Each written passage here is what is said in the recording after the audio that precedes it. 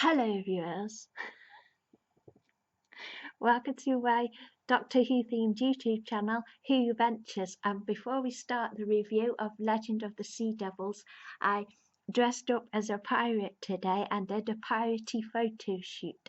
So here's a montage of me being piratey.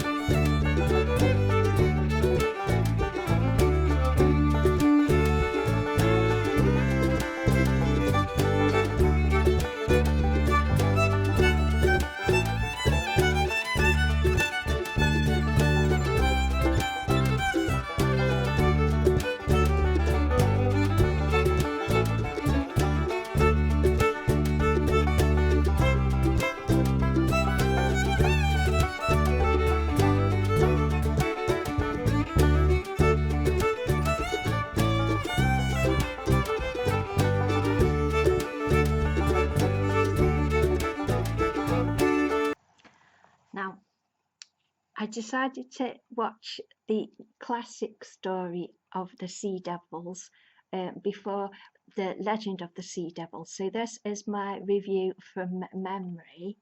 I watched this on Friday. So, I can't remember the names. So, the Third Doctor and Jo, they go to see a prison, and in the prison it's the master, right? And then the Doctor goes in, oh hello old chap, oh hello, and then the Doctor say, oh to Jo, we could say that we went to school together, which they did, and then there's an army base, then a navy base across the water, and then in the middle they're like drilling for stuff, and there's two guys on this drilling for stuff base, and they're playing a game, and then says one of them, they hear banging, and one of them goes upstairs and he says, come, and the other goes, you right, old chap? No. Oh no, it's a devil, a sea devil. And then at some point, the Doctor and Jo go across the water, and they talk to the other chaps. And before that, though, they go and the Doctor's like, oh, the master has a trick for hypnotizing people. Let's just check he hasn't hypnotized people. And then the guy who has been hypnotized shows them the master on a TV screen, which has sort of a Venetian blind effect on it for some reason. And he's like, look, there's master, look, I'm not hypnotized, right? And the Doctor believes it. So the Doctor and Jo Grant go across the water, but the master's planning, and he's got this gadget, and he knows about these sea devil creatures, and he's going to make a gadget to make all these sea devils wake up, attack everybody, and so he's going to help them take over the earth. And then so the Doctor and Joe go to the middle of the water, and they find the guy, and he's like, "Oh, a sea devil!" And so he sits, and then the Doctor's all like, "Over, we're here on the base. Over, la la la la, over. It's a sea devil." And the sea devil's like, "Blah blah blah blah blah. We want to take back the planet. Blah blah blah blah. We want to. Oh, there's humans. Blah blah." And then at some point, and then the Doctor is inhaling sandwiches. They get given cheese and ham sandwiches, and it's like, "Oh, so what the plan is for the sea devils is," and then takes another one. He's inhaling sandwiches. It's not until the third sandwich he's actually taking a bite. And then the master's fiddling with this sonar thing, and then he starts getting all the sea devils up, and then the master's escaped from the prison, and Joe's seen him out the window. And for most of the episodes, I was concerned with Joe, like, where's Joe put her handbag? It's like, oh no, well, she can't go out there, she's left her handbag behind. Wouldn't it be better put it cross-body? Was like, oh, what's going on with the handbag? And then so the Doctor and the master, they sort of, Doctor tricks the master, because he at first, before that bit, the Doctor goes down in the big tubey thing to see the sea devils at the bottom of the ocean, and it's a bit like Rose and Ten in the Satan pit when the Doctor goes down and Joe's all rosy. And then the Doctor goes down, then comes back, the tube comes back up, and he's not in it, and he's down at the bottom of the sea base with the sea devils, and the sea devils were all going, "We're going to take over the earth from man." And the Doctor's going, "No, let me make peace." And then the master, at some point, the master's there, and it's like, "No, humans are silly. Let me help you take over the planet." And the Doctor say, "No, let's make peace."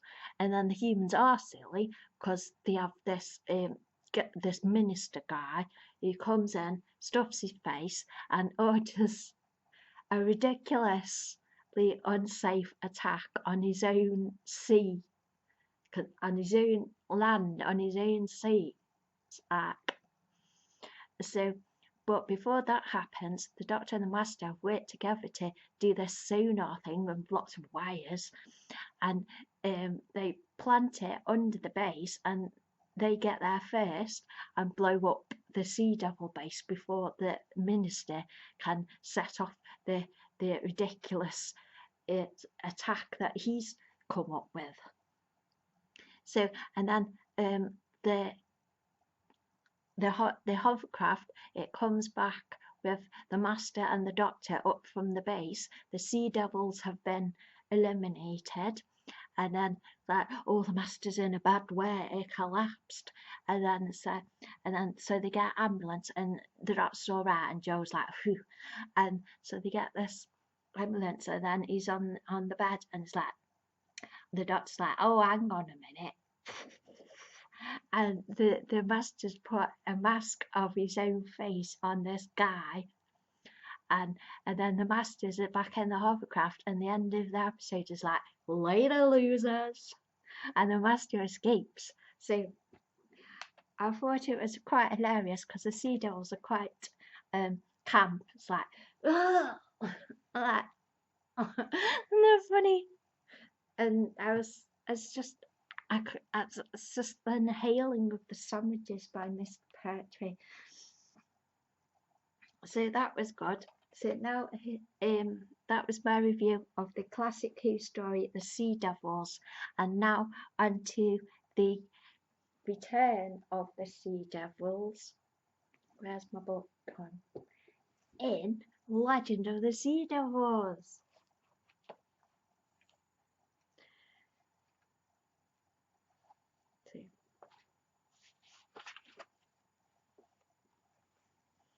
So this was written by Chris Chibnall and Ella Road.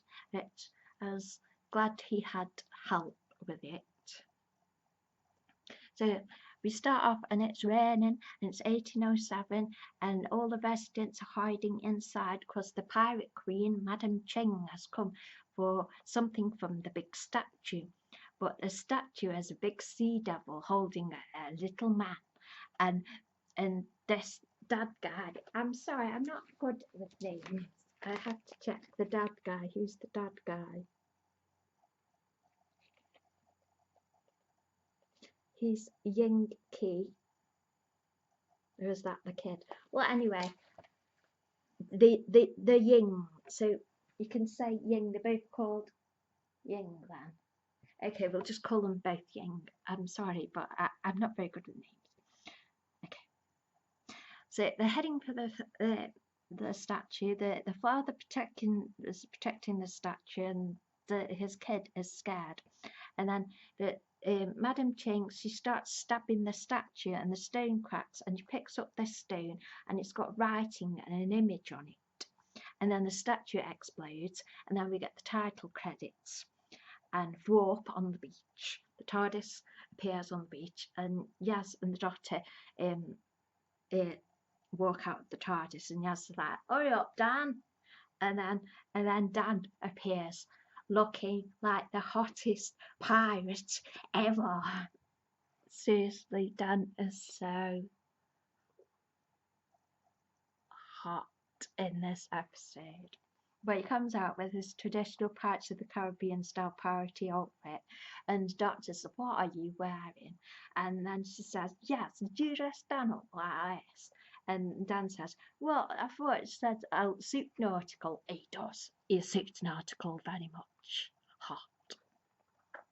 So, and then there's something funny happens with the Doctor's earring. It sort of tugs on her ear, and she knows that something's wrong by the earring tugging on her ear. So she skips a stone into the sea, and it goes off at an angle, and it's a kinetic hypercurve, and then Yaz try flip their stones too, and those go off on a curve. So we find out the sea devil stabbed the father guy, and so the Doc calls it sea devil, and the sea devil is called a land parasite. The sea devil calls the Doctor a land parasite and asks who she is, and then the Doctor's like, "I'm the Doctor." But the sea devil doesn't really respond much to that. He doesn't really have a clue. So anyway, they catch it in a net, and then there's a cloudy thing, and Madam Ching's ship turns up in the sky. Well, no, actually, a cloudy thing and a pirate ship turns up in the sky, and it's the pirate sea devils. And they've got their own pirate ship, and they are rather cute. So then Yaz says, "We're never going to get that beach holiday, are we?" And then Madam Ching, who has been knocked out, she wakes up and she meets the son of the dad that she killed, and there's been hexotoxic poisoning from doing in the statue or something. And then there's introductions, and it's like, "Yes, Dan, like, sorry about his outfit." So Yaz apologises for Dan's outfit for absolutely no good reason, because he looks incredibly sexy in that pirate outfit. So, and then we find out that Madam Ching is hunting for that Fleur de la Mar treasure, because we eventually find out that her crew have been kidnapped, and they're being held at a ransom, and she's also lost her two little sons, and they've been kidnapped as well. So that is her motivation for the episode for getting this treasure. So the sea devil captain, who was like somehow hiding in the statue, he's talking to his crew, and they're all little kitties. So like, oh, the sea devils, they look really cute, and it's like, oh. And then he's talking about the Hua Shen, big scary monster creature that's got millions of rows of teeth. And this big monster, he comes up beneath a fisherman and he eats the fisherman along with his boat. And then I wrote, then we go and we see Dan again, and I've written capital letters, Dan is hot. So Ying, the kid, wants to get on the ship, and Dan is adorable. He's like a kid. He's like, I'm not supposed to wander off. He's like, I bet all the other doctors like, finally somebody who bloody knows the rules, but he ends up wandering off with Ying. He's like, I'm not supposed to do this. Like, oh. So the Doctor and Yaz go off to in the TARDIS to go back in time to find the lost ship of Jae-hun. So it's like, and the Doctor's like, well, Dan's wandering off, so we're wandering off. And then the boys, the lads, they swim to Madam Cheng's boat and they climb aboard and they're all wet and Dan looks hot.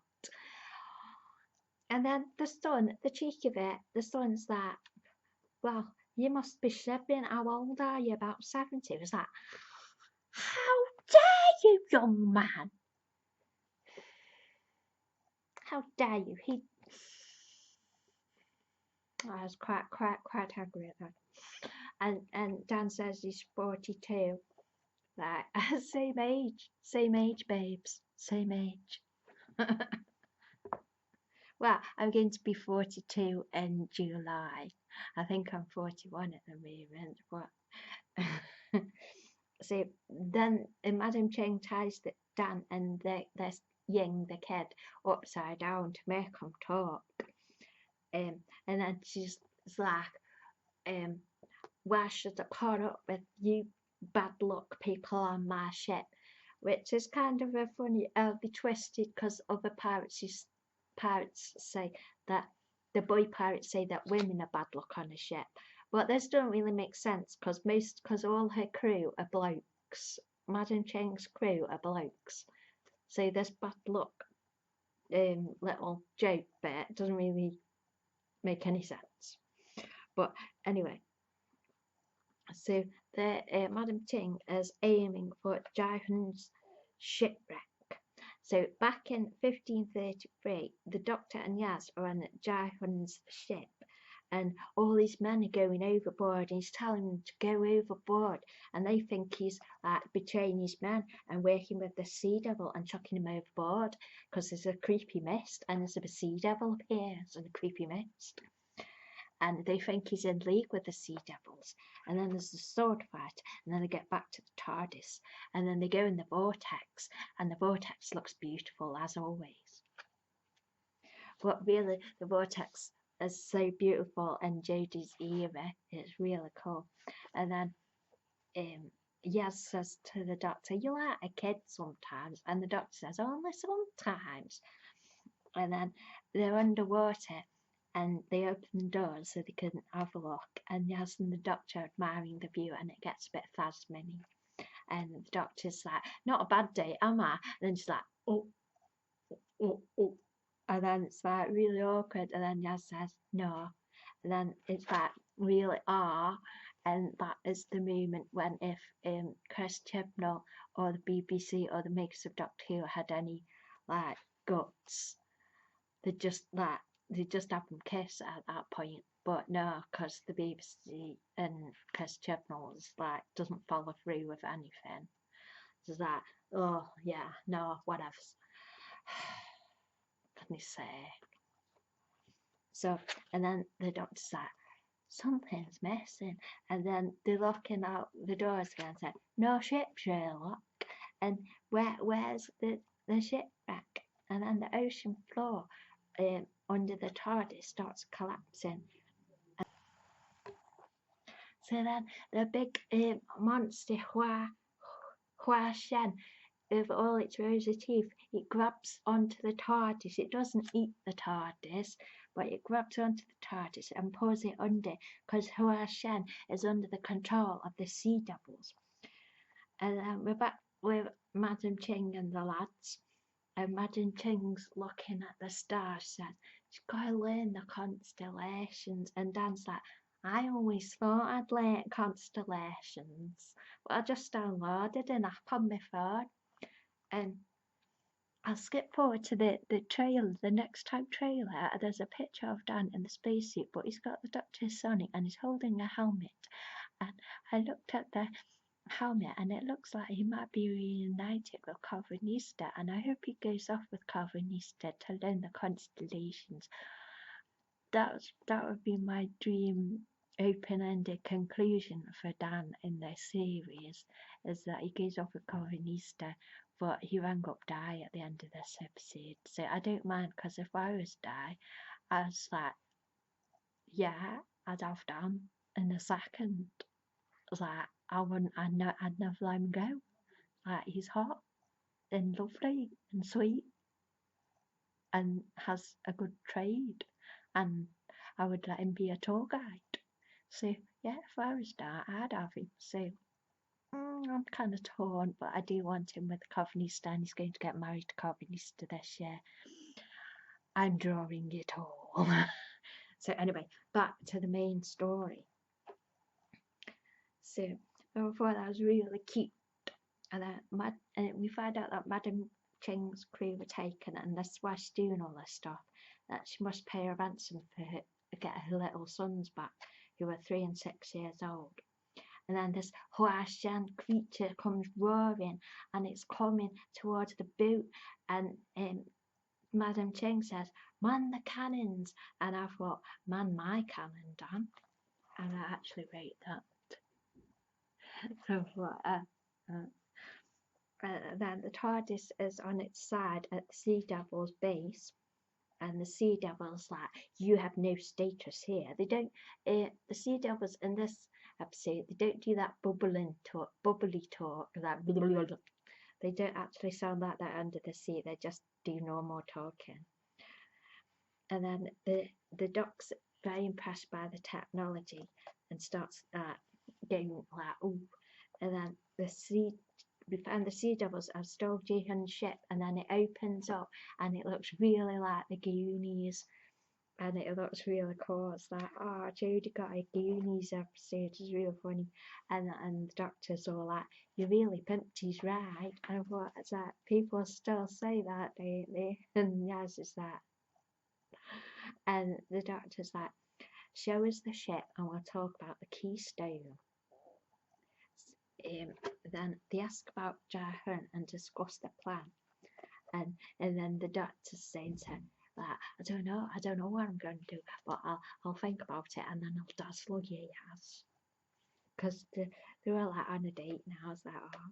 And they found that Jihun's in a containment box, and it's very much like what the Master's technology had in his TARDIS. It looked very much like that.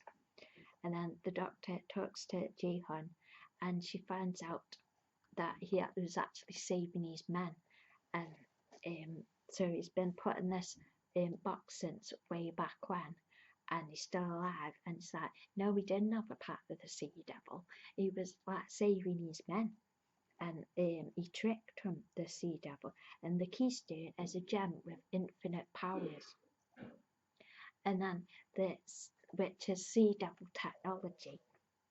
So the Doctor flies the ship up to the surface, and the Doctor and Yaz swing across onto Madam Ching's boat, and they run away. It's like 11, yay, 11's one of my favourites.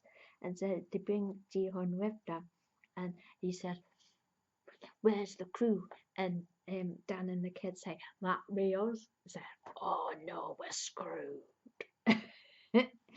And the Doctor's like, "Oh, don't diss Dan. Dan's my mate." And yes, Doctor, I agree. Dan is my mate. We no dissing Dan. We do not diss Dan around me. So anyway, the kid has the jewel, and it turns out it's from his descendant. Labao was on Jihun's ship, and he's had this jewel all his life, and it's plutonic crystal, but it's Sea Devil scary technology. So they swing back to the Sea Devil ship, and they find out the Sea Devils, they want to flip the poles and reclaim the planet. And because if they flip the poles, or the sea levels will rise and be the sea, or lots and lots of sea. So the Sea Devils will have like a really nice place to live. And so the Doctor tells them to go. That's what I wrote. I don't know. Go. And then there's loads of sword. Tells Doctor and Yaz to go and sword fight, and everybody, and there's lots of sword fighting, and then Dan like does sword fighting with his youth, says, "Told you that come in handy." And there's that, "Oh, would you like me pirate moves? I'll give you some moves to do, Dan."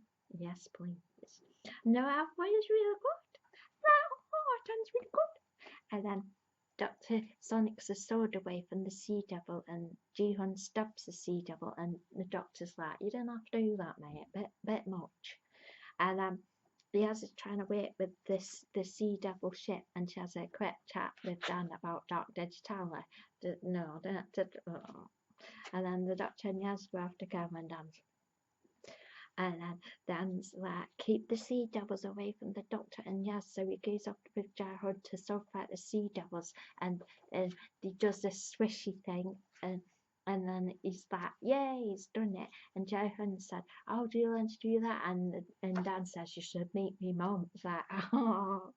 And then the Doctor mentions the date thing, and she has the I would go out with you, Yaz. I mean, I have done in the past. Ask me wife. And Yaz's like, "Your wife?" And the Doc's like, "Yeah, but we're a different man back then." And so I would go out with you, but I don't have much time, and it's always running that. And but if I would go out with you, it would be you, darling. It's like, is that or that? And then Johan sacrifices himself to hold the explodey thing on the Sea Devils bit, and then something happens, and then Madam Ching has got lots of treasure, and then she's like, "Oh, we'll drop this kid off in his village," and she's like, "No, actually, I can join the crew." And the kid gives her a big hug, which is cute, but I don't know. It seems odd that Madam Ching killed his Madam Ching set it up so his dad got killed. Yeah, and he's all hugging her now. But that was quite cute. And then Dan is really cute.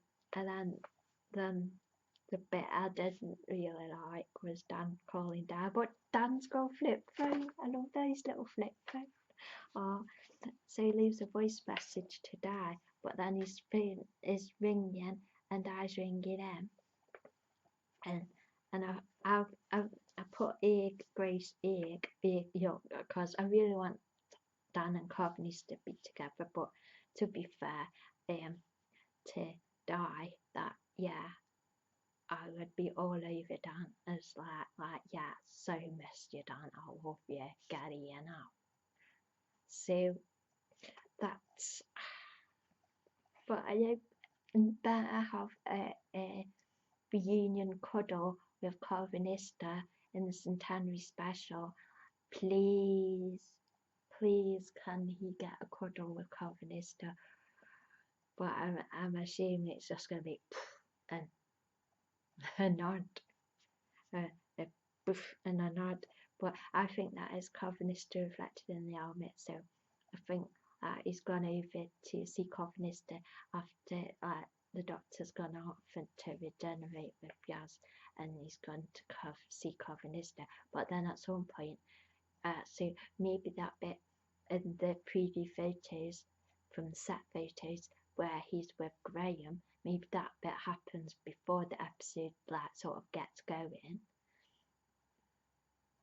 So if that bit happens before the episode gets going, and they've been on holiday, they've been on a big holiday, which means lots more episodes, which would be really fun, because to fill the gap in with lots of books and stories. So if they've been on a holiday and he sees Graham at the start, and then you then this bit with Dan in the spacesuit and he's holding the Sonic that we on Luke Parry's ship with Corvinista, and he gets together with Corvinista so they can have adventures together. I would love that. So I hope it's an open-ended resolution with Corvinista. Please, Chibnall, please. Because I know I'm enjoying him getting married this year. Well, I say they might be getting married this year, but as it's up to me to draw everything, I've got like 2 more wedding backup dates. So it might be next year that they actually tie the knot. But we'll see. But they are doing a lot of planning. Dan and Corvinista for their wedding. And then we see the Doctor and Yaz having their conversation, and the Doctor's like, and Yaz, that's like, Yaz, I can't fix myself to anything, anywhere, or anyone. Not because I don't want to, but sooner or later, it'll hurt. And then Yaz is like, yeah, but my nanny says that courage is knowing something will hurt and doing it anyway. And then she gives it a rap to the Doctor, says, make a wish and skim it. And then the Doctor said, you can't. Doctor starts saying, I wish. And then Yaz says, you can't say you wish. And the Doctor says, yeah, not in my culture, you can't. And then says, I wish this would go on forever. And then, but they don't kiss. So I wrote, I knew Chibnall wouldn't have the guts. Was that, but it does look like there's a gap between that moment and the centenary. So maybe they have like lots of fun adventures together. That would be really sweet. Well, I'm nervous for the centenary special. Because I really want Dan and Corvinista reunion. I want them to at least hug and cuddle. But I really appreciate that Jon Bishop has followed my trail of fun, of getting them together and them being mates and just together. So really appreciate Jon Bishop going along with my shenanigans. It's not the first time I've had shenanigans with a bit of comedian. Because at primary school I was like the class clown's bestie, so I've had experience with this. But I'm glad I get to do my Corvinista shenanigans, and I really want my Damonista shenanigans, and I really want Dan and Corvinista to get a hug in the centenary special, and that I want them to be best friends. Now I'm thinking, you know the bit where Dan was introduced and he's with a mate, and that's the guy who actually plays Corvinista.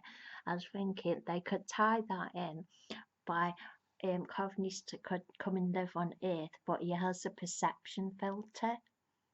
So like, oh hang on, what if Dan's holding the Sonic that's got time travel capabilities, and Dan and Corvinista can go time travelling together? Ooh, that would be fun. That would be fun. But in all honesty, I don't trust Chibnall to fulfill any of my Damonista wishes, so I have to do it myself. But yeah, so I'm drawing them getting married. What was I talking about then? So yeah, oh yeah, when Dan was announced, that scene of Dan being announced with putting his stuff in the plastic ban is that actually is Corvinista, but he's got a perception filter on for living on Earth, because somehow because if we tie that in, he's got sort of perception filter on, but sometimes his tail like spills out the perception filter, and then he turns to go back in there to get more of the plastering stuff out, and you see his tail. And but I do like that guy is his like sort of best mate, and that I know these announcement bits don't really correlate with the actual show, but I think that's quite sweet that could be a bit in an alternate universe where he's best mates with him, but where he's not a dog, but he's like best mates slash boyfriends. So, I'm nervous. I want Downbeneaster to happen, but I don't think it will happen because Chip Doll's practically like say, yeah, Tasman would happen, but no, I'm gonna like not make it happen because so does. But I'm a Tasman a bit, and but mainly a Downbeneaster person. So relax, calm. We've got lots of fun things between now and the centenary. I am doing lots of Moon Knight art, and there's probably going to be some other new Marvel characters for me to draw. And then the Witcher fan art summer event is happening, which is exciting. And I'm also going to do an Our Flag Means Death fan art thing. I haven't actually watched it because it's not actually available officially in the UK yet, and I don't really want to. Ironically, I don't really want to pirate it. And people have told me how to watch it in the UK, but I don't want to pirate it. So I really hope it does like get to the UK, like BBC, because BBC put What We Do in the Shadows on. So I hope they get or Channel 4 get Our Flag Means Death too. Well, I'm intrigued by Izzy. I like the actor, and I think it's so. I'm intrigued. I've watched a lot of the fan videos. I'm intrigued that way. So I have thought of a Doctor Who in Our Flag mashup involving Ed and Steed, Carvanista and Dan, Lucius and Izzy. So that will be happening. But I'm very busy. I'm also, as well as planning the Downbeneaster wedding, I'm also drawing a lot of Moon Knight art. Well, I'm drawing a major piece for each episode of Moon Knight. Got to finish my episode 3 piece. So that's what I'm up to artistically at the moment. So make sure to follow me on Twitter at CuriosityRocks to see all my artistic activities. But so that was what I thought of the episode. Yay! So lots of love to everybody, and hope you have enjoyed this review, and thank you for watching. Yay!